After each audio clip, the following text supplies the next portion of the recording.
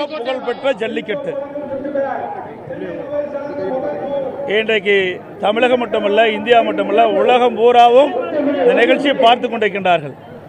இது பாரம்பரிய விளையாட்டு.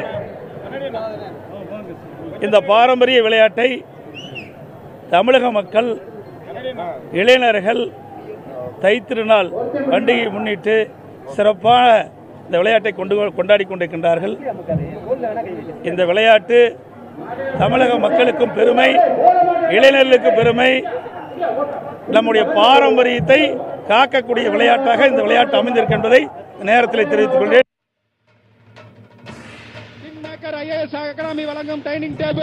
ஜல்லிக்கட்டு உலக புகழ்பெற்ற ஜல்லிக்கட்டு வருடந்தோறும் தமிழகத்தின் பல பகுதியில் நடைபெறுகிறது. குறிப்பாக நம்முடைய மதுரை மாவட்டம் அலங்காநல்லூரில் நடைபெற்றுக் கொண்டிருக்கின்ற இந்த ஜல்லிக்கட்டு உலக பிரசித்தி பெற்றது என்பதை தெரிவித்துக் கொள்கிறேன். ஜல்லிக்கட்டுக்கு சில பல பிரச்சனைகள் தடை ஏற்படுத்தப்பட்டது.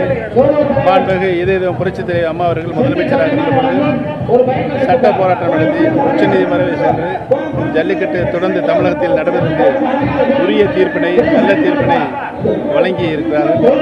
தமிழர்களுடைய வீரம் உலகளவில் பாராட்டப்படுவது இந்த ஜல்லிக்கட்டின் மூலமாக நிறுவனமாகிறது.